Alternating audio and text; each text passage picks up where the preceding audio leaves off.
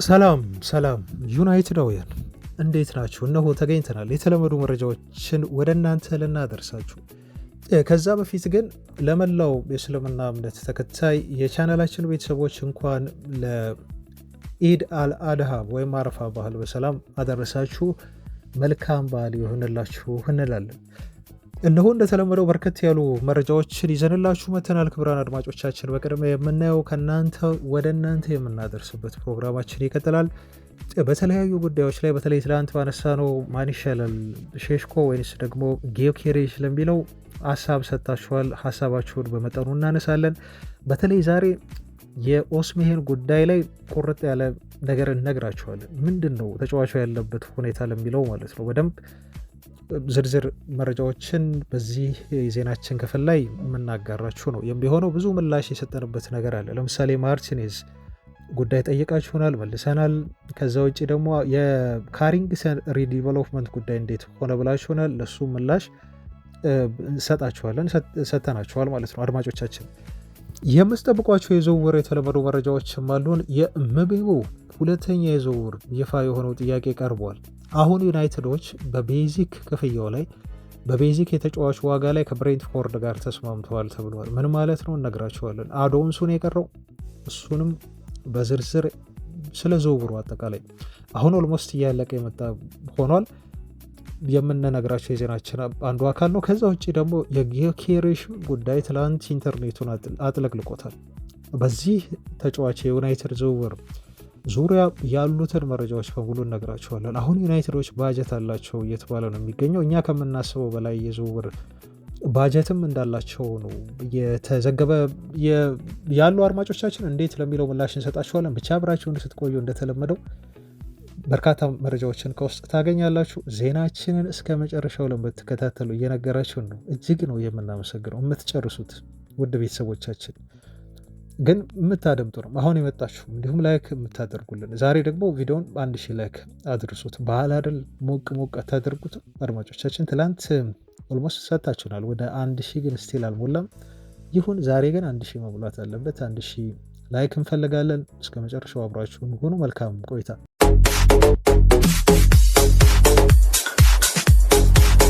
ጆሲ የተባለ ቤተሰባችን እንደዚህ ብሎናል። ብዙ የምልህ ነገር ነበረኝ ግን ሁሉንም ሀሳቤን ታነሰዋለህ። ደግሞ ጨርሳችሁ ስሙት ሳይሆን የሚባለው ያው ደጋግማችሁ ስሙት ነው የሚባለው። ብሮዬ ብኖርልን ብልሃል። ጆሲ እንግዲህ ከልብ አመሰግናለሁ። ጨርሳችሁ ለምትሰሙ ቤተሰቦቻችን እጅግ ላቅ ያለ ክብር አለኝ። ምክንያቱም አልጎሪዝሙ የሚረዳው እንደወደዳችሁት ስለሆነ ብዙ ሰው ጋር ስለሚያደርስልን ነው። ከቻላችሁ ከተመቻችሁ ጊዜ ካላችሁ ፍሪ ኢንተርኔት ከሆነ ዋይፋይ ከሆነ የምትጠቀሙት ዝም ብላችሁ ለጆሯችሁ ከፍታችሁ ተዉት የምንለው ለአልጎሪዝሙ ብለን ነው አድማጮች። ዞሮ ዞሮ ያው ቤተሰቦቻችን እንዲበዙ እኛም እንድንጠናከር ዜናዎችን በደንብ በተጠናከረ ሁኔታ እንድናደርሳችሁ ትልቅ ማበረታቻ ስለሚሆን ነው ማለት ነው አድማጮቻችን፣ እንጂ ልናስቸግራችሁ አይደለም። ግን እንደተመቻችሁና እንዳላችሁበት ሁኔታ እንደ ኢንተርኔት አክሰሳችሁ የምታደርጉልን ቤተሰቦቻችን ጨርሳችሁ የምትሰሙ እጅግ ከልብ ነው የምናመሰግናችሁ። ለማንኛውም መንግስቱ ተካ የተባልክ ቦክሼ ነህ የቤተሰባችን አባል እንደዚህ አስተያየት ሰጥተሃል። ትላንት ባነሳሁት የአጥቂ ብቻ ዙሪያ የአጥቂ ምርጫ ዙሪያ ዩናይትድ ላይ ማለት ነው ጊዮኬሬሽ እና ሴሽኮን አንስተን የታዋቂ ሰዎችን እንደዚሁ ምርጫ ጠቅሰን የራሳችሁን ምርጫ የኔንም ጨምሮ ስንናገር ሀሳብ ስናንሸራሽር ነበር። በርካቶች አስተያየት ሰጥታችኋል። በነገራችሁ ላይ በትላንት ቪዲዮ ላይ የራሳችሁን ምክንያት ሁሉ አስቀምጣችኋል። ጊዮኬሬሽ የምትሉ እንደዚሁም ሼሽኮ ቢመጣ ይሻላል የምትሉ መልከታችሁን ቁጭ ቁጭ አድርጋችኋል። ጥሩ ነው። ሀሳባችንም እኮ ይሄ ነው፣ እንድትወያዩ ሀሳብ እንድታንሸራሽሩ ነው። የግል ስሜታችሁን እና ምክንያታዊ የሆነ ነገር እንድታስቀምጡልን ስለምንፈልግ ነው። እንደዛ አድርጋችኋል። በጣም ጥሩ፣ ደስ ይላል። አድማጮች አነሳዋለሁ ቀጣይ ምን እንዳላችሁ። ግን ከዛ በፊት ሞክሼ የሆንከው መንግስቱ እንዲህ ብልሃል። የማንቸስተር ዩናይትድ ስራ አስኪያጆች ምልመላቸውና ምልከታቸው በጣም ጥሩ ነው። መስተካከል ያለበት ግን የሚፈለግ ተጫዋች በፍጥነት ጨርሶ ማዛወር ላይ ፍጥነት ቢኖረው በተጓተተ ቁጥር ክፍተት ይፈጠራል የሚል አስተያየት ነው የሰጠው። እንዴ ዘንድሮ እንደውም እኮ በጣም አሪፍ ነው እንዴ! እንደ ዘንድሮ ዩናይትድ እኮ በዝውውር እንቅስቃሴ ላይ ተንቀሳቅሶ እንዲህ አያውቅም እኮ። አሁን እኮ የዝውውር መስኮቱ ከተከፈተ 6 ቀናት እኮ ነው አድማጫችን፣ 6 ቀናት ነው። አንድ ዝውውር ገለዋል። የኩኒያህን ሁለተኛው ዝውውር ኦልሞስት 80% አልቋል። አሁን እስከ ትላንት ባለኝ መረጃ የምቤሞ ጉዳይ የምንመለከተው ነው። እዛ ላይ እነግርሃለሁ አድማጫችን፣ እነግራችኋለሁ ለሁላችሁ። የምቤሞ ጉዳይ ኦልሞስት በጣም ክሎዝ እየሆነ ነው። ሁለተኛ ሂሳብ አቅርበዋል። ኦልሞስት በቃ የዚህ ተጫዋች ዝውውር ኢቨን ይሄኛው የመጀመሪያው ዙር የዝውውር መስኮት ከመጠናቀቁ በፊት ዩናይትዶችም እንዳሰቡት ከጁን 10 በፊት ሊፈጽሙት ይችላሉ። ይህን ዝውውር ስንት ዝውውር አለቀ ማለት ነው? ኦልሞስት በቃ 2 ዝውውር አለቀ ማለት ነው። እንዴ እንደዚህ ዩናይትድ ተንቀሳቅሶ ያውቃል? በዝውውር እንቅስቃሴ በዝውውር መስኮቱ ላይ ድሮ እኮ የመጨረሻ ዩናይትድ አዛ ነበር የሚያደርገን። አድማጫችን አንቶኒ ሲመጣ ካስታወሳቸው ትዝ ይላቸዋል። በጣም የሚገርም እኮ ነው የቀድሞ የዩናይትድ አስተዳደር አንቶኒን ከማስፈረማቸው በፊት 3 ወር ነው የተወያዩት። 3 ወር ሙሉ እኔ ዜና አሰራበት ነበር የአንቶኒን ዝውውር። 3 ወር ሙሉ ዜና ሰርተንበት የመጨረሻ የዝውውር መዝጊያው ቀን ላይ ነው ዝውውሩን የፈጸሙት። ያውም ሲፈጽሙት እጅግ በሚዘገንን ዋጋ ማለት ነው። ተመልክታችኋል። የአንቶኒ የወጣበት ዋጋ ተጫዋቹ እስከ ማስለቀስ ድረስ አድርሶታል። በዩናይትድ ስላልተሳካለት ልጁ ማለት ነው። አሁን በዛ ሰዓት የተሰራው ስህተት ይደገማል ማለት አይደለም፣ የሚደገም አይነትም አይደለም። የክለቡ አመራሮች እየወሰዱ ያሉትን ነገር በተደጋጋሚ እያወራንበት ነው፣ እናወራበታለን። ወደፊትም ከደሞዝ ከተጫዋቾች ዝውውር ክፍያ የሚገባውን ነገር ነው የሚከፍሉት። ምን ልል ፈልጌ ነው፣ የድሮ አስተዳደር ወይ በጥሩ ገንዘብ ተጫዋቾችን በሚገባቸው ዋጋ ከፍሎ አያመጣም። በጣም የተጋነነ ከፍተኛ ገንዘብ ነው የድሮ አስተዳደር ሲከፍል የነበረው። ፕላስ ደግሞ ይሄ ዝውውር እጅግ አሰልቺ የሆነ የዝውውር እንቅስቃሴ ሂደት ነበር የሚከተሉት ማለት ነው። ይሄ ግን በጣም ብልጥ አመራር ነው። መጀመሪያ መግደል ያለበትን ያውቃል። ስለ ምቤሞ ሳወራ በኋላ እነግራችኋለሁ እንዴት አድርገው ዝውውሩን እዚህ እንዳደረሱት እና አሁን ከጫፍ እንዳደረሱት የራሳቸው ስትራቴጂ አካሄድ አላቸው። በነገራችሁ ላይ ትላንት ዝም ብዬ አይደለም፣ በጣም ብልጣብልጥ የሆኑ አመራሮችን ነው ዩናይትድ የቀጠረው በኢኒዮስ አማካኝነት ብያቸዋለሁ። እንዴት መሄድ እንዳለባቸው ዝውውር ላይ በጣም ጠንቅቀው ያውቃሉ። ስለዚህ ዩናይትድ በ10 ቀናት ውስጥ የሁለት ተጫዋቾችን ዝውውር ኦልሞስት ካጠናቀቀ ቀጣይ በሰፊ በሆነው የዝውውር ቀናት ይሄ 2 ወር በላይ እና 3 ወር በሚፈጀው ቀጣዮቹ ቀናት ደግሞ እንዴት አድርጎ ይሰራል የሚለውን አንተ ራሱ ምላሽ መስጠት ትችላለህ። ስለዚህ ምንም አያስወቅሳ። በጣም ምርጥ ስራ እየሰሩ ነው ያሉት። በጣም ደስ የሚል የዝውውር መስኮት ነው ዩናይትድ እያሳለፈ ያለው። ሌላው አተናው ብርሃን የተባልክ ቤተሰብ አይ ቲንክ አጠራሪ ትክክል ካልሆነ ሶሪ አድማጮች፣ እና ምን ብልሃል?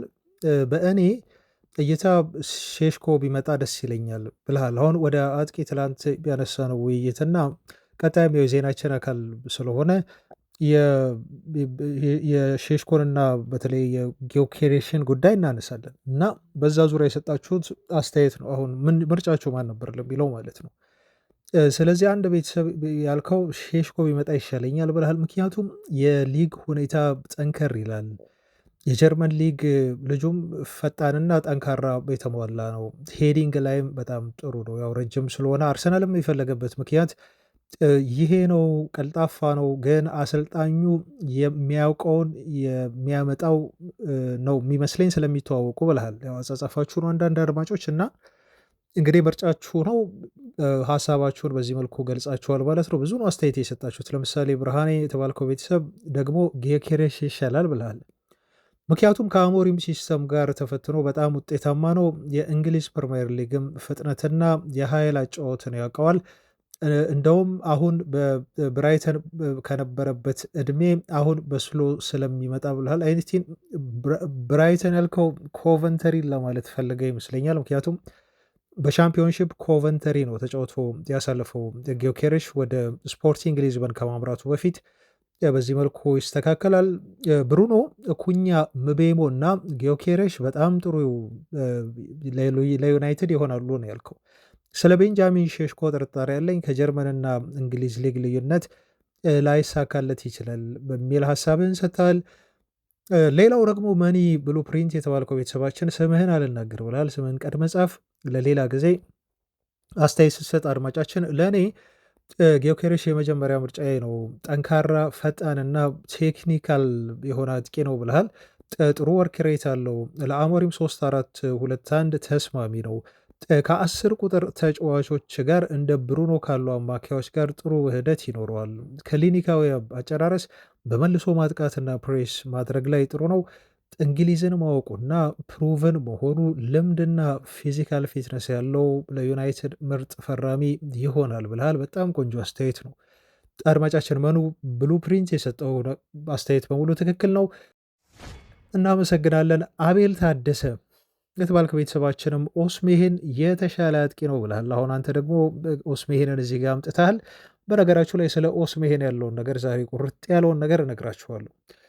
ሀሳብህን ስጨርስ የአቤል ጊዮኬሬስ እንግሊዝ ተጫውቶ አልተሳካለትም ብለሃል። የእንግሊዝ እግር ኳስ ለእሱ አስቸጋሪ ነው። ኦስሜሄን ግን በሄደበት የሚሳካለት ተጫዋች ነው። ትክክል። ኦስሜሄን በሄደበት የሚሳካለት በየሊጎቹ ራሱን አስመስክሯል።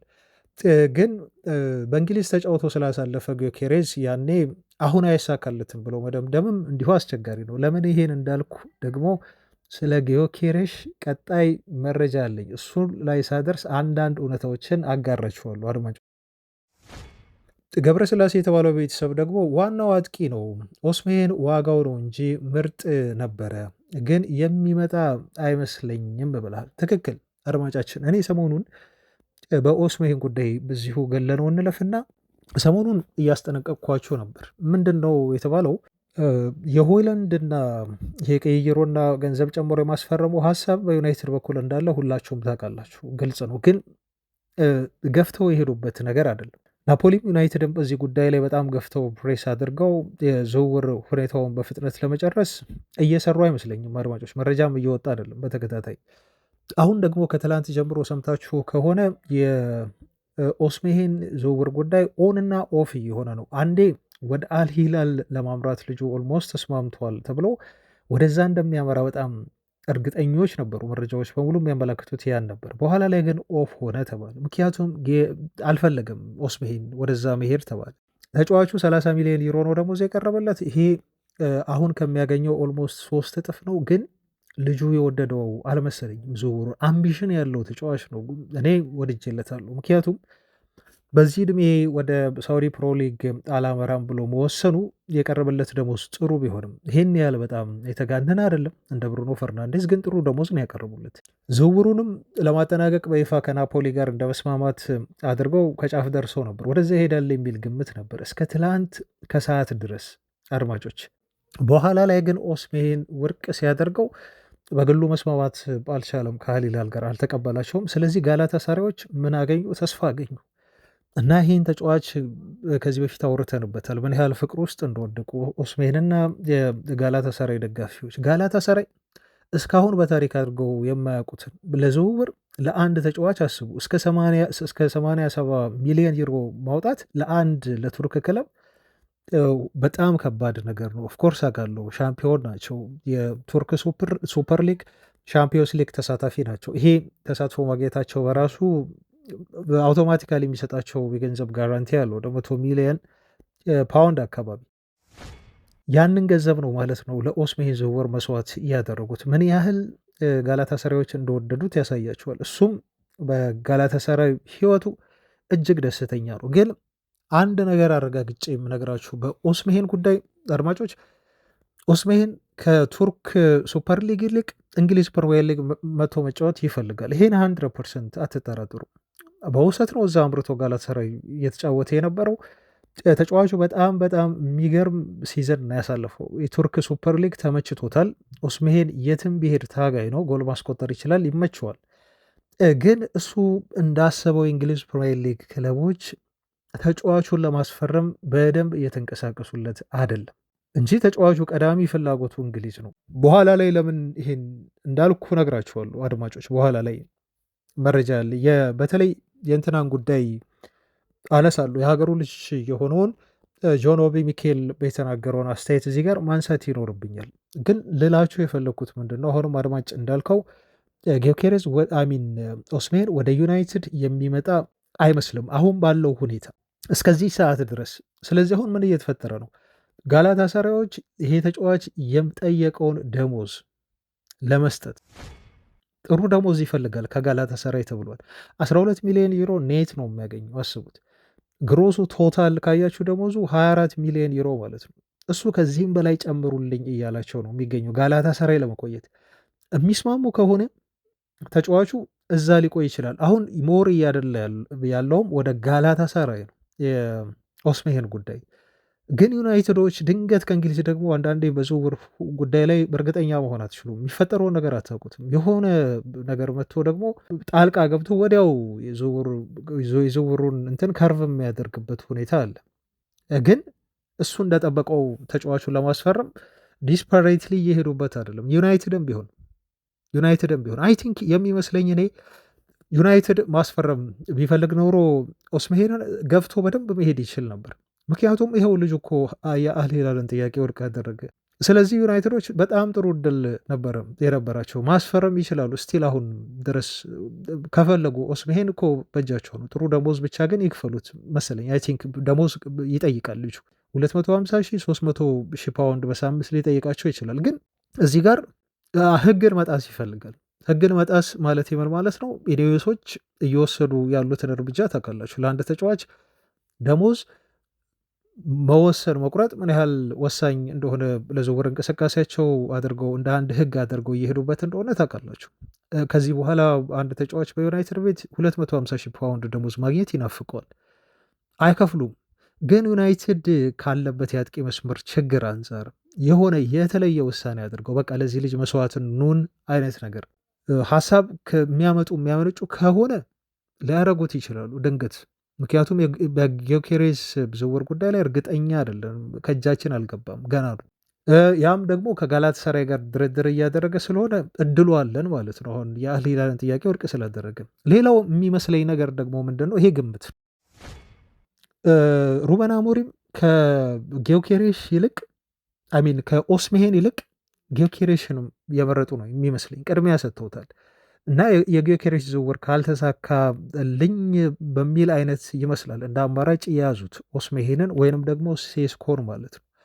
በነገራችሁ ላይ የሴስኮ ዝውውር ጋር በተያያዘ አርሰናል ብቻ ነው እስካሁን ድረስ እየተደራደረ ፎርማል የሆነ ሂሳብ ያቀርበው። ዩናይትድም ይፈልገዋል፣ ሊቨርፑልም ይፈልገዋል። ግን በይፋ እስካሁን ድረስ ከሌብዚሽ ጋር ንግግር እያደረጉ አይደለም። ይህ የሚያሳያችሁ ምንድን ነው? ጊዮኬሬሽ የዩናይትድ ተቀዳሚ የሩበን አሞሪም በተለይ ተቀዳሚ የዝውውር ኢላማ ነው አጥቂ ቦታ ላይ። ስለዚህ በኋላ ነው ኦስሜሄንን የምትጠሩት ወይንም ሼሽኮን የምትጠሩት ማለት ነው። ወይንም እንደ ሁለተኛ አማራጭ አድርጋችሁ ነው የምትይዟቸው ማለት ነው። ስለዚህ አሰልጣኙ የመረጡት ነገር ስለሆነ ነው ብዬ ነው እኔም ማስበው፣ የግል ሀሳቢ ነው። አድማጮች እስካሁን ካየሁት መረጃዎች አንጻር እና እየሰማን ካለነው ነገር አንጻር ማለት ነው በዚህ መልኩ የኦስሜሄን ጉዳይ ምላሽ ያገኛችሁ ይመስለኛል። አሁንም ድረስ ኦስሜሄን የተሻለ አጥቂ ነው ብላችሁ የምታምኑ እኔንም ጨምሮ ኦፍኮርስ ኦስሜሄን ከጊዮኬሬዝ ይልቅ በጣም በጣም የተሻለ አጥቂ ነው። ይፈተናል ብላችሁ ይህን ያህል እንደ ጊዮኬሬዝ የምጠረጥሩበት አይነት አጥቂ አይደለም። ሊጉ ይከብደዋል፣ ይሄ ፊዚካሊቲው ይከብደዋል ብላችሁ ጥያቄ የምታነሱበት አጥቂ አይደለም።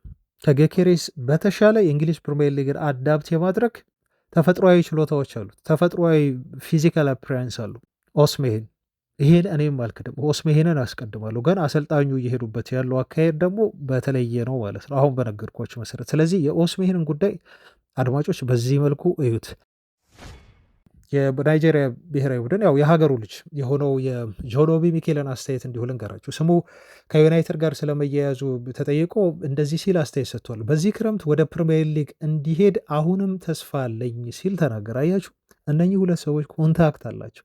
ሲዝን ወደ ፕሪሚየር ሊግ እንደሚሄድ አሁንም ተስፋ አለኝ ያለ ኦስሜሄን ጊዮኬሬዝ ብሎ ብላሴ ላይ አፌ ላይ ይመጣል። እሱ ነው መሰለኝ በቃ የሚመጣው ወደ ዩናይትድ። አድማጮች ለቀልድ ያህል ነው። ለማንኛውም ኦስሜሄን ወደ እንግሊዝ እንደሚመጣ ውስጤ ይነግረኛል ጆኖቢ ሚኬል እያለን ነው። አሁንም ተስፋ አለኝ ነው እሱ የሚለን። እንደ አርሰናልና ማንቸስተር ዩናይትድ ያሉ ክለቦች አሁንም አጥቂ ያስፈልጋቸዋል ብዬ ያስባለሁ አለ ጆኖቢ ሚኬል። ራስመስ ሆይለንድ አለ ለማንቸስተር ዩናይትድ ትክክለኛው አጥቂ አይደለም፣ ይሮጣል፣ ጠንክሮ ይሰራል፣ ይለፋል፣ ነገር ግን ጎሎችን የሚያስቆጠር አጥቂ አይደለም ነው ያለን። እኛ የምንለው የነበረውን ነገር ነው ጆን ኦቢ ሚኬልም የታዘበው ማለት ነው። በደንብ ዩናይትድን ያህል ማለት ነው ሆይለንድን በደንብ ተመልክቶታል። ወደ ቶፕ ፎር የሚያስገባቸውና ዋንጫዎችን የሚያሸንፍላቸው አጥቂ አይደለም። ስለዚህ ለእኔ ማንቸስተር ዩናይትድ መዳረሻው ሊሆን ይችላል ለኦስሜን ሲል ተናገረ። ከዛስ ምን አለ? አሁን እሱን በሳውዲ ማየት አልፈልግም እንዳለውም ደግሞ ወስኗል። ኦስሜን ወደ ሳውዲ አልሄድም ብሏል። ምክንያቱም አለ አሁን በአውሮፓ ብዙ የሚቀረው ነገር አለ፣ እዚያ ቢሄድ በጣም ያሳፍራል ያለው ኦስሜን ወደ የሳውዲ አልሂላልን ጥያቄ ተቀብሎ ቢሄድ በጣም ያሳፍራል አለ። ስለዚህ ምናልባት አርሰናል ወይም ዩናይትድ ወይ ዩቬንቱስ ወይ ፔዤ አማራጮቹ ናቸው። ምን እንደሚሆን እስቲ አብረን እኒ ካለ በኋላ የአውሮፓ እግር ኳስ ወይም የሻምፒዮንስ ሊግ ባለመኖር የዩናይትድ የኦስሜሄንን የማስፈረም እድል ያበላሸው እንደሆነም ጠየቁት። ሲጠይቁት ሚኬል እንደዚህ ሲል ነው የመልሰው፣ ምናልባትም አንድ የውድድር ዘመን ግን እሰዋለው የአውሮፓ ሻምፒዮንስ ሊግን ብሎ ያስብ ይሆናል አለ። ያስብ ይሆናል። ስለዚህ የዩናይትድን ዝውውር ሊቀበል ይችላል ነው የእሱ ሀሳብ። ሰምተናል ደግሞ ሊቀበል እንደሚችል እና ችግሩ እንዳልሆነ ሻምፒዮንስ ሊግ ሩበን አሞሪም በሚያስገባቸው ሌሎች ጥቂት ፈራሚዎችና በሚፈልጋቸው ተጫዋቾች ቡድኑ እንደሚጠናከር ካወቀ ወይንም ከነገሩት ፕሮጀክታቸውን ካስረዱት ቪክተር ዝውውሩን ሊያስበው የሚችለው ነገር ነው አለ። ስለ ዩናይትድ አያችሁ ይመጣል እያለን እኮ ነው። ምናልባት አንድ የውድድር ዘመን መስዋዕት ማድረግን ያስባል። እሱን መጠበቅና ማየት ይኖርብናል። ከእሱ ጋር አለ ጥቂት ውይይቶችን አድርጌያለሁ። አያችሁ ይሄ ኮንታክት እምላችሁ ናይጄሪያዊ ኮንታክት አላቸው ይኖራቸዋል። በእርግጠኝነት ነው የምነግራችሁ እና ከእሱ ጋር ጥቂት ውይይቶችን አድርጌያለሁ። በእነኛ ውይይቶች ምን እንደነበሩ አሁን ልነግራችሁ አልችልም ምን እንዳወራል፣ ግን ከፍተኛ የአውሮፓ ሊግ ውስጥ መፈረሙን ለማረጋገጥ እየሰራ እንደሆነ አውቃለሁ ብሏል። አያችሁ የከፍተኛ የአውሮፓ ሊግ ማለት ምን ማለት ነው? እንግሊዝ ማለት ነው። ወይም ደግሞ ሚን ስፔን ነው ሊሆን የሚችለው። ሞስት ፕሮባብሊ ደግሞ እንግሊዝ እያለ ነው። አያችሁ የኦስሜን ምርጫ ቅድም እንደነገርኳችሁ ምንድነው ከቱርክ ሱፐር ሊግ ይልቅ ወዴት መምጣት? ወደ እንግሊዝ መምጣት ነው 100%። ይሄ ምንም ጥያቄ የለው። ጆን ኦቢ ሚኬልም ይሄንን ነው ያረጋገጠልን። ስለዚህ የኦስሜንን ጉዳይ ይኸው ሙሉ መረጃ ይኸው ነገርኳችሁ። ተስፋ እንዳለው ግን ይህን ያህል የተጨበጠ እንቅስቃሴ ደግሞ ከሌለ ነገር ግን ነገ በዝውውር መስኮት ምንም ነገር ሊፈጠር ይችላል። ስለዚህ እድሉ ካለ ደግሞ ተስፋው ካለ ደግሞ ነገ ሊሆን የሚችልበት ፕሮባብሊቲ አለ ማለት ነው። ግን ይሆናል ብሎ እርግጠኛ ሆኖ የምናገርበት አይደለም ማለት ነው። አድማጮች እንግዲህ በቂ የሆነ ምላሽ በተለይ የኦስሜን ጉዳይ ላይ የሰጧችሁ ይመስለኛል። አሁንም እንቀጥል እና ወሳኝ የተባሉ ትንሽ የጠየቃችኋቸው መመለስ ያለባቸው ጥያቄዎች አሉ። እነሱን ላንሳላችሁ። ለምሳሌ አንዱ የተጠየቀው ጥያቄ ምንድን ነው? የአብስራ አስተያየት የአብስራ እንግዳ እንኳን ደህና መጣ ወንድማችን፣ ምናለ ለቴናግ ያወጣው የ700 ሚሊዮኑ አሁን ላይ ለአሞሪም ቢሆን ብላል። 700 ሚሊዮን የዝውውር ባጀት ማለቱ ነው። እውነትን ነው ያስብላል። ያንተ ድሪም ቲም ምንድን ነው ብለህ ብትጠይቀኝ ላይ አብስራ ጊዮኬሬሽ፣ በቤሞ፣ ኩኒሃ፣ የአትላንታው ኤደርሰን፣ ብሩኖ፣ አማድ፣ ዶርጉ፣ ባክስሪ ላይ ደግሞ ማጉዌር፣ ማዝራዊ እና ዮሮ ናቸው ብለህ የአብስራ እንግዲህ የራስህን ድሪም ቲምም ፈጥረሃል። ተከላካዮቹ ላይ ግን እንትናን ትታል። ማርቲኔዝን የትተው ነው። በነገራቸው ላይ ስለ ማርቲኔዝም ስጠይቆኝ ነበር የሰሞኑን አንዳንድ አድማጮቻችን እና ይሄኛውን ጉዳይ ስላልረሳሁት ከዚህም ጋር የሚገናኝ ስለሆነ ነው አሁን የማርቲኔዝን ጉዳይ እያይቼ እነግራችኋለሁ። ለማንኛውም ይሄ ያንተ ድሪም ቲም ነው። ማርቲኔዝን ግን እዚህ ጋር ትተዋል። ምናልባት ስለተጎዳ ከአይን የራቀ ከልብ ይርቃል አይነት አባባል አለ አይደል? እንደዛ ሆኖብን ሊሆን ይችላል። ግን አሁን ማርቲኔዝ በጣም ጠንከር ያሉ ልምምዶችን መስራት ጀምረዋል ተብሏል። ሊሳንድሮ ማርቲኔዝ እና ለዩናይትድ በጣም ጥሩ ዜና ነው። ተጫዋቹ ተመልሷል። ፕሪሲዝን ላይ ከዩናይትድ ጋር እንደሚጓዝና እንደሚመለስ ተረጋግጧል። ሰሞኑ በወጡ መረጃዎች መሰረት ማለት ነው። በጣም ብዙ ነገሮች ተወርተውበታል። ይህ አርጀንቲና የተከላካይ መስመር ተጫዋች ተጋዳይ ታታሪ በዩናይትድ ቤት ላይቀጥል እንደሚችል በተለይ ናፖሊዎች አሁን ብዙ የዩናይትድ ተጫዋቾችን እየተመለከቱ ነው። እንግዲህ በዩናይትድ ተጫዋቾች ፍቅር ወድቀዋል። የሚፈልጓቸው ብዙ ተጫዋቾች አሉ። ጋርናቾን ጨምሮ አሁን ጠንከር ያለ የዝውውር ጥያቄ አቅርበው ድርድር ላይ እንደሆኑ ሰምታችኋል። ከዛ ውጭ ሆይላንድን ይፈልጋሉም ተብሎም ነበር። አሁን ደግሞ ማርቲኔዝን ተመልክቷል። ይሄ ልጅ ግን ምንም እንኳን ዩናይትድ በአውሮፓ መድረኮች ላይ ባይሳተፍም በዩናይትድ ቤት ለመቆየት ወስኖ የዝውውር ጥያቄያቸውን አልተቀበለም ወይንም ፍላጎት የለውም ከዩናይትድ መውጣት የሚሉ መረጃዎች ነው የወጡት ማለት ነው። ከአሞሪም ጋር በጣም ጥሩ ግንኙነት አለው ተብሏል። በመልበሻ ክፍል ውስጥም ተጫዋቹ ከመሪዎቹ መካከል እንደ አንዱ ተደርጎ ይታያል ነው የተባለው። ምን ጥያቄ አለው? ማርቲኔዝ እኮ የዩናይትድ ደም ነው ሜዳ ላይ ሲኖር ማለት ነው። በጣም ታጋይ ነው፣ እልህ ነው የሚጫወተው። እሱ ያለበትና እሱ የሌለበት ዩናይትድ ይለያያል። በነገራችሁ ላይ ሲዘናችንን እንዲሁ የተበላሸው ማርቲኔዝ ስላሌለ ነው። ብዙ ጎሎች የተቆጠሩብን፣ ብዙ ስህተቶች ተከላካዮች የሰሩብን። ይህን ያህል ጎልም በዩናይትድ ላይ አይቆጠርበትም ነበር ማርቲኔዝ ቢኖር። ትንሽ የሚያሳስበኝ ግን ከዚህ በፊትም ነግሬያቸዋለሁ፣ ተጫዋቹ ሁለተኛ የኤሲኤል ጉዳት ሲደርስበት ነው።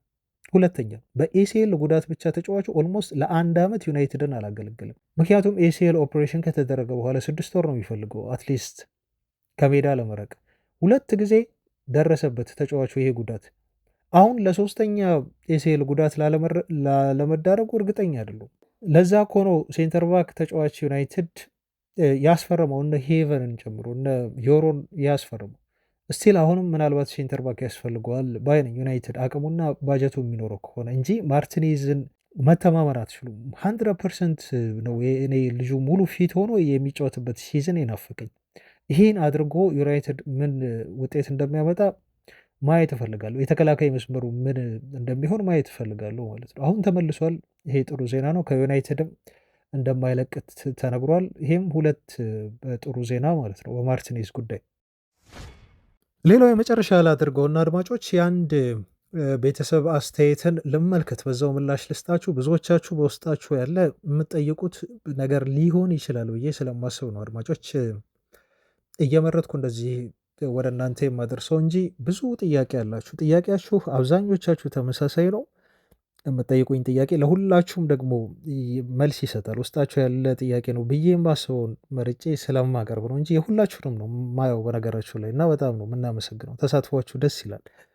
በዚሁ ቀጥሎ አስተያየት ስጡ። ሁላችሁም አንድ ቀን ማንሳታችን አይቀርም፣ ያው እንመለከተዋለን ለማለት ነው። ለማንኛውም አቤል ታደሰ የተባለው ቤተሰብ 50 ሚሊየን ፓውንድ ወጣበት የተባለው የካሪንግተን ትሬኒንግ ሴንተር እድሳት ምን ላይ ደረሰ ብልሃል? ጥሩ ሀሳብ ነው ያነሳው። ኦገስት ላይ ነበር በነገራችሁ ላይ ይሄ እድሳት ተጠናቆ የካሪንግተን ሪዲቨሎፕመንት ብለው ነው እቅድ አውጥተው ሲንቀሳቀሱበት የነበረው። አሁን ኦልሞስት አልቋል። በነገራችሁ ላይ ኦገስት በይፋ አስመርቀው ይከፍቱታል ተብሎ ተገልጾ ነበር። ግን እቺ ካላንደር የመጠበቅ ነገር ፈረንጅም ጋር ችግር ነች ለካለች። ከግንባታ ጋር በተያያዘ ኢትዮጵያ ውስጥ ብቻ አይደለም። ኢትዮጵያ ውስጥ 2017 ያልቃል ተብሎ ቀጣይ 2027 ሊሆን ይችላል እኮ የሚመረቀው አይደል አድማጮች? የሀገራችን በቃ የኛ ብቻ ችግር ይመስለናል። ግን ለካ ማንቼም ጋር አለች እንደዚህ አይነት ነገር። ኦገስት ላይ አልተመረቀም። ምናልባት ጨርሰውት ሊሆን ይችላል ኦፍኮርስ፣ እና ታይም እየጠበቁ ሊሆን ይችላል ብዬ እንደዚህም አስባለሁ። ግን ለማንኛውም ጨርሰውታል። 50 ሚሊዮን ፓውንድ አውጥተውበት ካሪንግተንን እንደ አዲስ ነው የቀየሩት።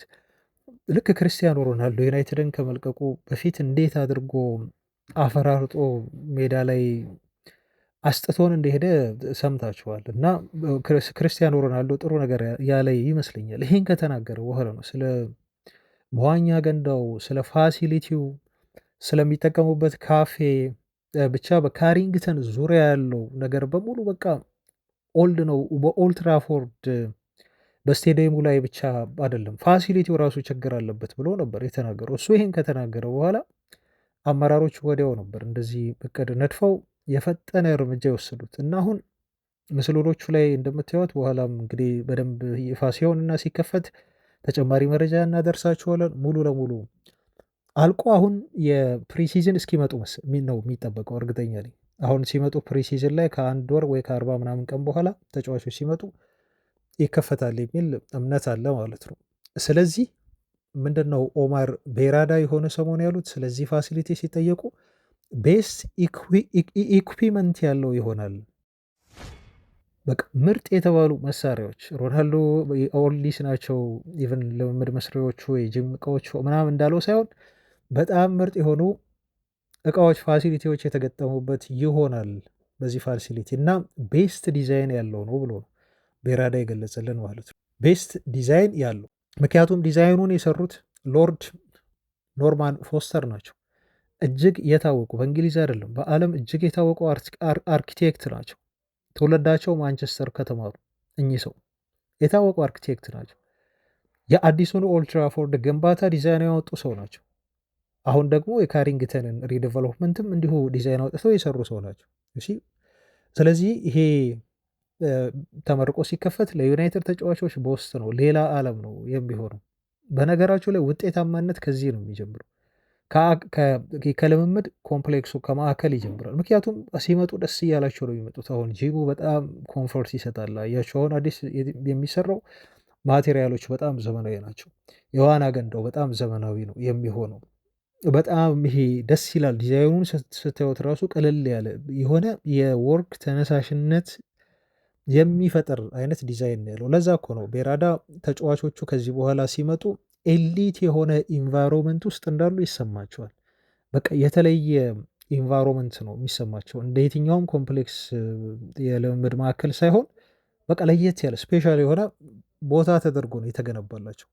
ስለዚህ ለዚህም ኩራት ይሰማናል ብለው ነው የተናገሩት እና እኔም ጓጉቻለሁ። ኦፍኮርስ ካሪንግተን ኮምፕሌክስ ተመርቆ እንደዚሁ በቪዲዮ እስክናየው ውስጡን ለማለት። ለማንኛውም አልቋል አድማጫችን ፈልጌ ነው እና እዚህ ላይ ይብቃን። ብዙ አስተያየቶች፣ ብዙ ጥያቄዎች ያሏችሁ እያየን የሁላችሁንም አድማጮች መመለስ የሚገባን ወሳኝ የሆኑትን መመለስ እንቀጥላለን። አሁን ወደምጠብቋቸው የተለመዱ ዜናዎቻችን እንለፍ። አድማጮቻችን ቪዲዮን ላይክ ማድረጋችሁን ሁላችሁም አትርሱ። አሁንም አብራችሁን ቆዩ።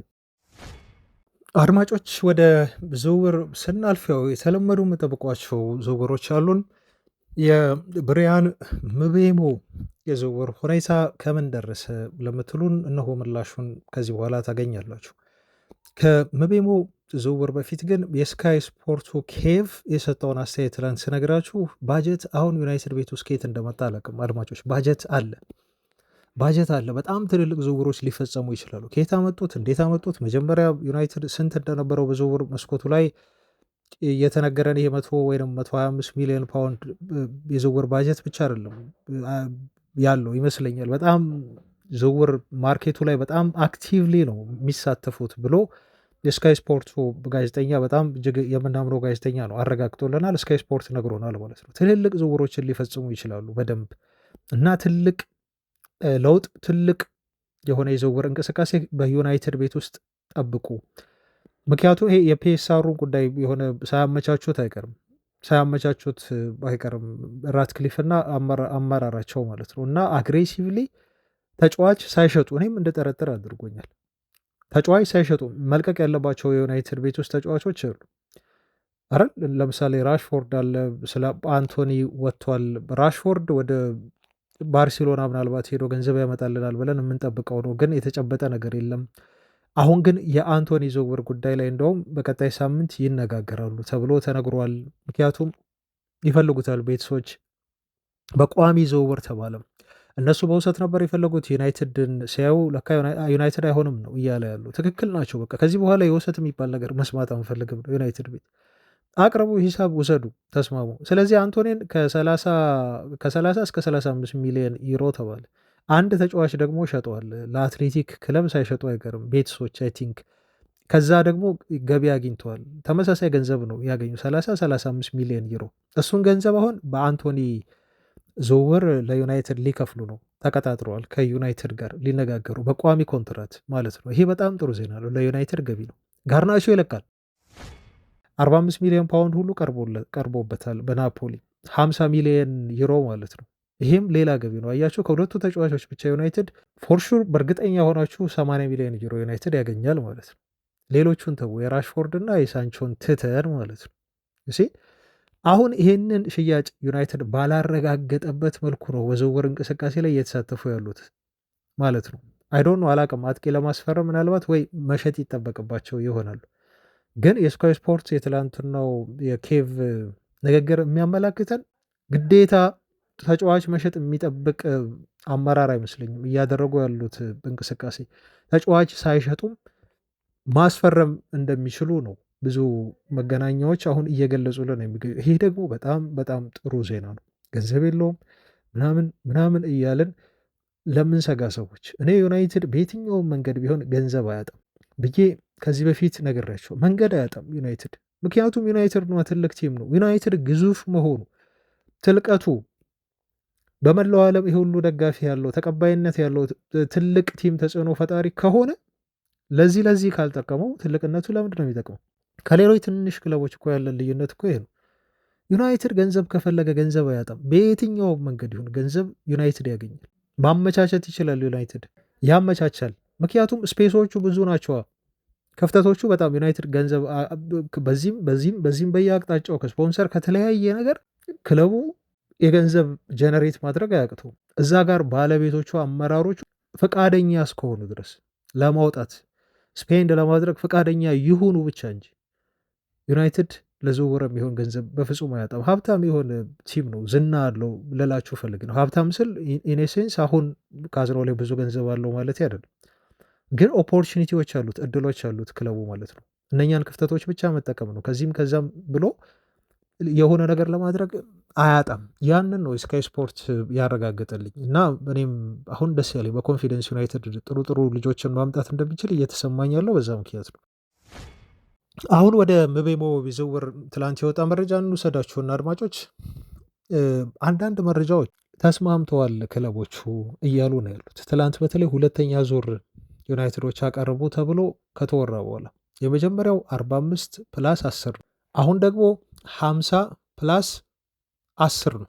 50 ፊክስድ ፕራይስ አቀረቡ ሁለተኛ ዙር የተባለው 5 ጨምሮ ማለት ነው። ከዛ ደግሞ ምን አደረጓት? ይችን 10ሯን ደግሞ በአዶንስ አደረጓት ማለት ነው። ስለዚህ አሁን ምን አለ መሰላችሁ፣ ይሄ ቤዚክ ስምምነት የሚባል አለ። መጀመሪያ ላይ ሲያወሩ ሲደራደሩ ብሬንትፎርድ እና ዩናይትዶች እንደተባለው ከሆነ የብሬንትፎርዶች ፍላጎት ፊክስድ የሆነው ማግኘት የፈለጉት በሜቦ ዝውውር ፊክስዱ ፕራይስ 50 ሚሊዮን ፓውንድ ነው። ፊክስዷ በቃ 50 ሚሊዮን ፓውንድ ግድ ነው። በ3 ዓመትም ብቻ ይሁን የሚስማሙት የሚከፈላቸው በ2 ዓመት ይሁን ተቆራርጦ እንዲህ እሱን አላቅም፣ በኋላ እንሰማዋለን። ግን 50 ፊክስድ ፈልጓል፣ ቋሚ ክፍያ ማለት ነው። ይሄን ደግሞ ዩናይትዶች ሁለተኛው ላይ አቀረቡ። ለዛ ነው ተስማምተዋል። አሁን በጣም ተቃርበዋል ተብሎ የተወራው በዛ ምክንያት ነው። የሚፈልጉትን 50 ሰጥቷቸው። እሺ አሁን ምንድን ነው ቀራቸው? የቀራቸው አድኦንስ ነች። አድኦንሷ ስንት ነች? 10 ሚሊዮን ፓውንድ ነች። ምናልባት አድኦንሷን ጨምሩ ሊሉ ይችላሉ፣ አላቅም። 10 15 አድርጎት ሊሉ ይችላሉ። እሱን የምናየው ይሆናል አድማጮች ሰሞኑን።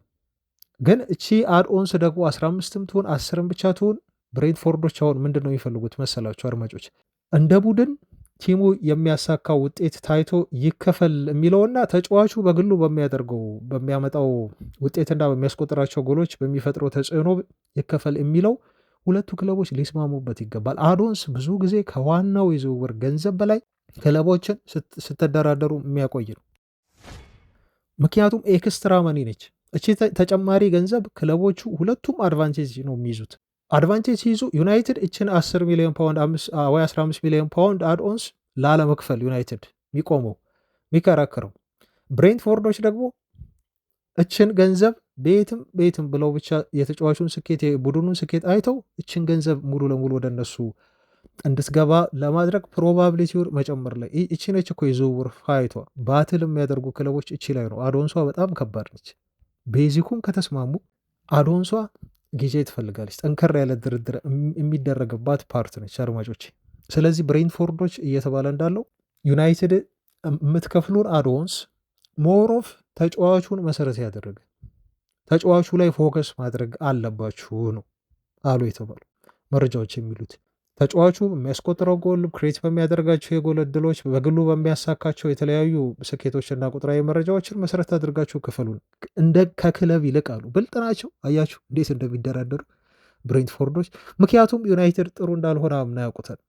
ስለዚህ ቀጣይ ሲዝን ዩናይትድ ጥሩ ለመሆኑ በፕሪሚየር ሊጉ ብሬንትፎርዶች እርግጠኛ አይደሉም። ስለዚህ ዩናይትድ አውሮፓ ሻምፒዮንስ ሊግ ከገባን ከተሳተፍን ይሄን ያህል እንከፍላቸዋለን ከሚሏቸው ይልቅ ብሬንትፎርዶች የሚመርጡ ምቤሞ 20 ጎሎችና አሲስቶች ላይ ተሳትፎ አደረገ እና አዶንሱን ክፈሉን ብለው ሊመርጡ ይችላሉ። የምቤሞ በግል ማለት ይህን ያህል የዝውውር ድርድሮች ከባድ ናቸው። በጣም ኮምፕሌክስ ናቸው። እናንተ ማቴዎቹ በጣም ዲቴይል የሆነውን ነገር የሚደራደሩት ገባቸው አድማጮች፣ ዲቴይል የሆነውን ነገር። ስለዚህ ከዚህ በኋላ ያለው ነገር ኦልሞስት አሁን በቃ ወደ ማለቅ እየሄደ ነው።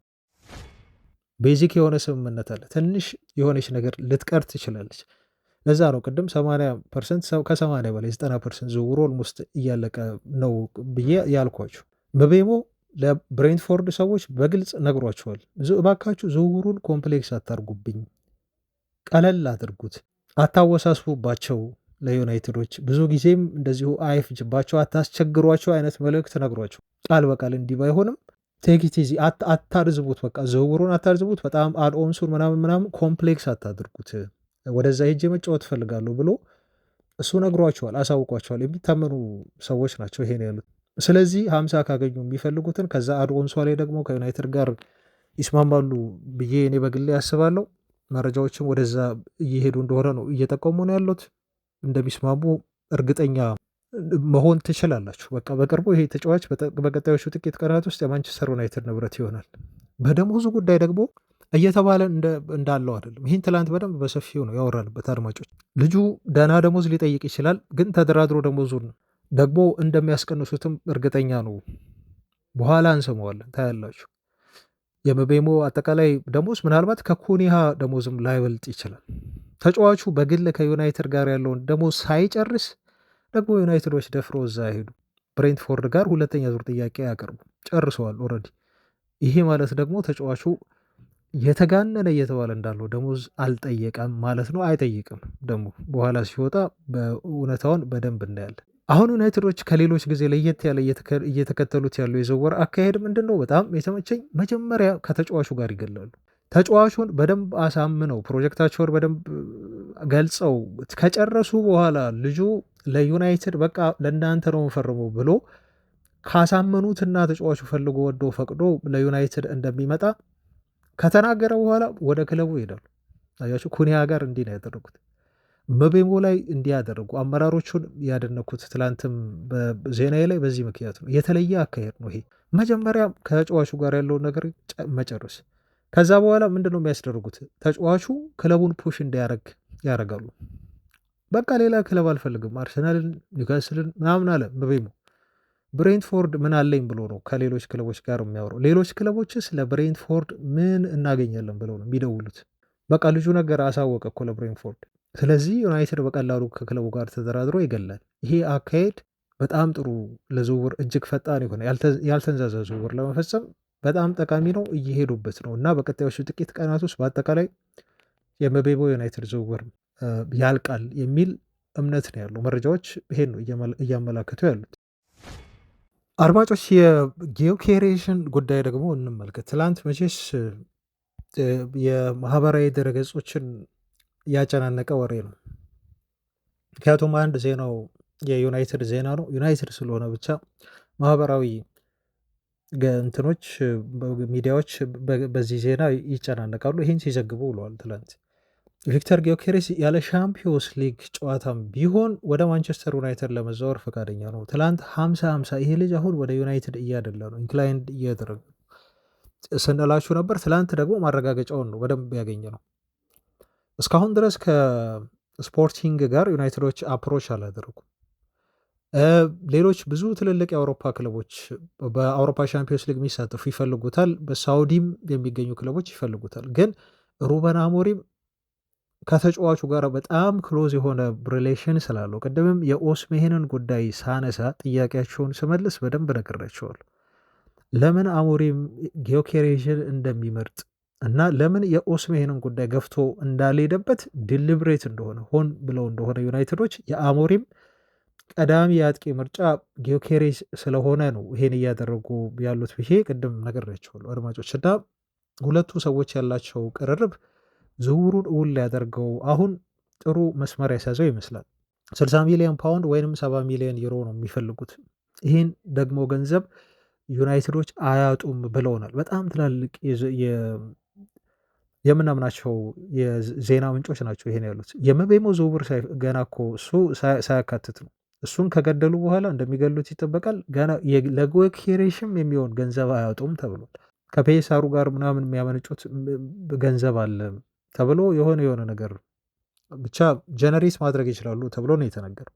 አሁን የጊዮኬሬሽን ጉዳይ ሊሆን የሚችል ዝውውር ነው ብለን የተጨበጠ ዝውውር አድርገን በደንብ ማውራት እንችላለን ማለት ነው። እስካሁን በደንብ ብዙ አተኩረንበት እያወራን አይደለም። እነ ምቤሞ እነ ኮኒያ ላይ ነበር ትኩረታችን። አሁን ግን ይሄም ቀጣዩ ፈራሚ የሚሆንበት እድል በዩናይትድ ቤት የፊት መስመሩን የ9 ቁጥርን ቦታ ሊመራ እንደሚችል ተጫዋቹ አሁን ተስፋ እየታየ ነው። ጁቬንቱስ ይፈልገዋል፣ አትሌቲኮ ማድሪድ ይፈልገው ነበር። ግን እነኚህ ክለቦች የዩናይትድን ፕሮጀክት ሊሰጡት አይችሉም። ከሩበን አሞሪም ይበልጥ ሊያሳምኑት አይችሉም። ጁቬንትስም ሆነ አትሌቲኮ ምን አለኝ ብሎ ወደ ጁቬንትስ እና ወደ አትሌቲኮ ማድሪድ ሂድ። ሩበን አሞሪም እዚህ እየደወለለት በጣም የሚወደው የሚያከብረው አሰልጣኝ። አርሰናሎች ትኩረታቸው ሼሽኮ ላይ ነው። ብቸኛው ቲም ነው ለሼሽኮ ድርድር የተቀመጠ ዩናይትድ ቢፈልገውም ሊቨርፑል ቢፈልገውም ተጫዋቹን። ስለዚህ ጊዮኬሬሽን ኢግኖር አድርገውታል ማለት ነው። ጊዮኬሬሽን እንደ ሼሽኮ አልፈለጉትም ማለት ነው። ይሄ ደግሞ ጥሩ ዜና ነው ብያቸዋለሁ ትላንት ለዩናይትድ። አሁን ያው ጥሩ ዜና መሆኑን ትላንት አረጋገጥን። በቃ ልጁ ማንቸስተር ዩናይትድ ያለው አውሮፓ ሻምፒዮንስ ሊግም ቢሆን እንደሚመጣ እየተነገረ ነው ያለው። ባይሳተፉም ይፈርማል፣ ፈቃደኛ ነው ልጁ። ማንቸስተር ዩናይትድን መጥቶ ተቀላቅሎ የ9 ቁጥር ቦታውን ለመብራት ልጁ ሬዲ ነው እና የአሰልጣኙን መስማማት ምናምን ጨርሶ ተጫዋቹ ዩናይትድ በይፋ ለስፖርቲንግ ሊዝበን ጥያቄ አቅርበው ሁለቱ ክለቦች እስኪደራደሩ እየጠበቀ ነው የሚገኙ። ጊዮኬሬሽ ሙሉ ፈቃደኛ ነው። ጊዮኬሬሽ እየጠበቀ ነው ዩናይትድ የዩናይትድ 9 ቁጥር ተጫዋች ለመሆን ተጫዋቹ ሬዲ ነው፣ ተቀብሏል። በጣም ነው ለዩናይትድ ለመፈረም በጣም ሬዲ ነው ልጁ፣ ዝግጁ ሆኖ እየተጠባበቀ ነው የሚገኘው። አሁን ማድረግ ያለባቸው ዩናይትዶች ክለቡ ነው፣ ክለቡ ይጨርስ፣ በቃ ክለቡ ላይ ሁሉን ነገር ጥሏል። በግሉ ያለውን ነገር ተጫዋቹ ፍላጎቱን ገልጾ ማለት ነው። ይህን ስል ግን አድማጮች ዝውውሩ ችግር የለውም ብዙ ፈተናዎች የሉትም ማለት አይደለም፣ እነግራቸዋለሁ። ለምሳሌ ይህን ዜና ያወጣው በተለይ ጊዮኬሬሽን ወሬ ትላንት ብዙ እንዲናፈስም ያደረገውና መረጃውን ቀድሞ ያወጣለን ቤን ጃኮብስ ነው። በነገራችሁ ላይ ቤን ጃኮብስ በጣም ክሬዲት የሚሰጠው 10 ከ10 የሚያሰጠውን ስራ እየሰራ ያለ ጋዜጠኛ ነው። በዚህ ክረምት የዝውውር መስኮት ዴላፕ መጀመሪያ ለቼልሲ እንደሚፈርም ቀድሞ ነገረን። ከፋብሪሶ ሮማኖ በላይ ቀድሞ ነው የነገረን፣ ቀድሞ ነገረን። አሁንም እየነገረ ያሉ ነገሮች እያወራቸው የነበሩ ነገሮች ትክክል እንደሆኑ ነው እያየን ያለ ነው። ትላንት ደግሞ ይሄን ነገረን። ስለዚህ በጣም በጣም ምርጥ ስራ እየሰራ በዚህ ክረምት በተለይ በጣም እጅግ እየታመነ የመጣ ሰው ቤን ጃኮብስ ነው፣ የቶክ ስፖርቱ ማለት ነው።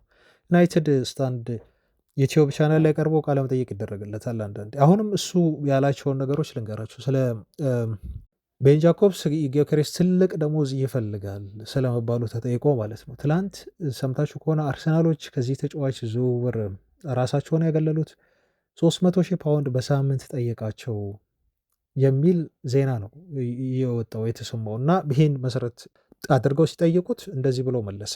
እንደሚወራው ጊዮኬሬሽ 300,000 ፓውንድ በሳምንት ይጠይቃል ብዬ አላስብም።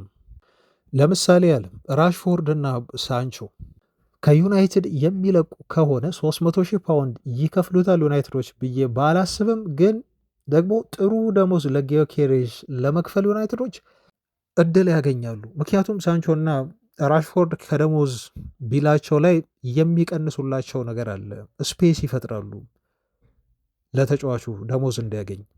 እየተወራ እንዳለው ይሄ ተጫዋች ከዩናይትድ የደሞዝ ስትራክቸር በላይ በጣም ትልቅ የሆነ የዝውውር ገንዘብ ይጠይቃል ብዬ አላስብም። ኦፍኮርስ ደህና ደሞዝ ሊጠይቅ ይችላል። ጥሩ ደሞዝ ዩናይትዶች እንዲከፍሉት ተጫዋቹ ሊጠይቃቸው ይችላል። ወኪሎቹም እንደዛ ነው ያላቸው አዝማሚያ። ይሄ ከ250,000 አካባቢ እንደዛ የሚደርስ አይነት የደሞዝ ጥያቄ ማለት ነው። ይህን የደሞዝ ጥያቄ ለማሟላት ዩናይትድ ግን አቅም አለው ቲሙ አሁንም ቢሆን። ምክንያቱም የነ ራሽፎርድ እና የነ ሳንቾ የነ አንቶኒ የነ ጋርናቾ ከቲሙ ለመልቀቅ መቃረብ በራሱ ጊዮኬሬሽን ለማስፈረም በቂ የሆነ የደሞዝ ምንጭ እንዲያገኙ ዩናይትዶች ያደርጋቸዋል ሲል እሱ በዚህ መልኩ ምላሽ ሰጥቶታል። ግን የ300,000 ፓውንድ የሚባለውን የተጫዋቹን የደሞዝ ፍላጎት ቤን ጃኮብስ አጣጥሎታል። ግን ዲናይ አላደረገውም። ጥሩ የደሞዝ ጥያቄ ሊጠይቅ እንደሚችል ዲናይ ግን አላደረጉም። አንድ ይሄ ነው። ስለዚህ አሞሪም እና ማንቸስተር ዩናይትዶች ተጫዋቹን አሳምነው ከጨረሱና ወደ ዩናይትድ እንዲመጣ ለማድረግ ከተስማሙ ደሞዙ ላይ ደግሞ ተደራድረው የፍላጎቶቹን ማስቀነስና ማስማማት የሚከብዳቸው አይመስልም። አሞሪም የሚፈልጉት ፔስ ነው። በጣም ፍጥነት ያለው አጥቂ ይፈልጋሉ። አትሌቲክ የሆነም አጥቂ ነው የሚፈልጉት። ከእንደገና ደግሞ ቬርሳቲሊቲ ይፈልጋሉ ተብሏል። ይሄ በጣም ወሳኝ ነገር ነው ለዝውውራቸው። ቬርሳቲሊቲ ስንል ብዙ ቦታዎች ላይ የሚጫወት ለምሳሌ ኩኒሃ እኮ ስትራይከር መሆን ይችላል። 9 ቁጥር ላይ ታውቃላችሁ አድማጮች፣ ምቤሞ ካስፈለገ እኮ 9 ቁጥር ላይ ይጫወታል። ጌኬሬሽ የሚመጣ ከሆነ ደግሞ 9 ቁጥሩን ቦታ ይዝና የዩናይትድ ከኋላ ያሉት ሁለቱ 10 ቁጥር ላይ ያሉ ተጫዋቾች ፍለክሰብል ናቸው። እንደፈለጉ ቦታ እየቀያየሩ መጫወት ይችላሉ ማለት ነው። ሲያስፈልግ አንዱ ወደ ስትራይከር እኮ ሊወጣ ይችላል። ከዛ ጌኬሬዝ ደግሞ ወደ አንዱ ክንፍ አደልቶ የ10 ቁጥር ሚና ሁሉ ሊሰጠው ይችላል። አይተነበዩም ማለት ነው። አንፕሪዲክተብል ይሆናል ማለት ነው። ዩናይትድ ለተከላካዮች፣ ለተቃራኒ ቡድን ተከላካዮች ይህን ቨርሲቲሊቲ ዩናይትድ ይይዛል። ፍጥነት ያለው ቲም ይሆናል። ጉልበት ያለው ቲም ይሆናል። አትሌቲክ ማለት ነው ፍጥነት። ከእንደገና ደግሞ ጎል ክሊኒካል የሆነ የአጥቂ መስመር ይሆናል። ይጨርሳል። እውንም ይሆን ከሆነ ሁለቱ ኦልሞስት በቃ እንደተሳካ አይነት ነገር ውሰዱት። ሶስተኛው ደግሞ የመሆን እድሉ በደንብ ያለው ነው የሚመስለው እና አድማጮች በጣም ኤክሳይቲንግ የሆነ ጊዜ ነው በዩናይትድ ቤት ያለው። ጌኬሬስ እየተወራ እንዳለው የማንቸስተር ዩናይትድን ጥያቄ ተቀብሎ ወደ ዩናይትድ የሚመጣ ይመስላል። የተለየ ነገር ካልተፈጠረ በስተቀር በዝውውር ምንም ሊፈጠር ይችላል። እጃችሁ እስካልገባ አንድ ተጫዋች መናገር አትችሉም፣ እርግጠኛ መሆን አትችሉም። ይሄ ዝውውር ባህሪ ነው። ይሄን ትረዳላችሁ አድማጮች። ጌኬሬዝ ብዙ ፈላጊ አለው። ስለዚህ ድንገት የሚፈጠረውን እሳት አናውቅም፣ ግን አሁን የሆነ ጥሩ መስመር እየያዘ የመጣ ነው የሚመስለው እና ወደ ዩናይትድ በደንብ እያደላ መጥቷል እና ደስ ይላል። ተጫዋቾች ያለ ሻምፒዮንስ ሊግ ዩናይትድ መፈለጋቸው እና ዩናይትድ አሁንም የስካይ ስፖርቱ ኬቭ እኮ ትላንት ገለጸ ዩናይትድ የአውሮፓ መድረክ ላይ ባይሳትፍም በጣም ደካማ ሲዝን ባያሳልፍም ግን ቢግ አትራክሽን ነው ዩናይትድ ነው ያለው። ትልልቅ ተጫዋቾች በሙሉ ለዩናይትድ መፈረም ይፈልጋሉ እኮ ነው። በቃ ዩናይትድ አትራክት ያደርጋቸዋል ብሎ እሱ ገለጸልን። አሞሪም ከዚህ በፊት ተናግሮታል። ዩናይትድ ገና ከአውሮፓ መድረክ እንደማይሳተፍ እና እንደሚሳተፍ ሳናቅ አሞሪም የትኛውም ተጫዋች ስንደውል ኦኬ ነው የሚለን። ዩናይትድ ለመምጣት ፈቃደኛ የማይሆን ተጫዋች የለም። ይሄ በራሱ አንድ አድቫንቴጅ ነው እና ይህን አድቫንቴጅ አሁን ዩናይትድ እየተጠቀመ ነው፣ ይጠቀማል ብለንም እናስባለን። ለማንኛውም አድማጮች ብዙ ስለ ጌኬሬሽ ያስኩላችሁ መረጃ አለ። በተለይ ከንጻሬው ጋር በተያዘ ነገ እንመጣበታል። በእንግሊዝ ፕሪሚየር ሊግ መጥቶ ይሳካለታል አይሳካለትም፣ አንዳንድ ተጫዋቾችን ሁሉ እናነሳና ከነኛ ጋር ስታቶችን እያጣቅስን እናወራበታል። አድማጮች የተሰማችሁን እስካሁን ድረስ ስላወራንባቸው ነገሮች የምትሰጡን አስተያየት ካለ በታች በኮሜንት አስፍሩልን። አብራችሁን እስከ መጨረሻው ስለቆያችሁ ስለተከታተላችሁን እናመሰግናችኋለን። ነገ እንገናኛለን። ቻው።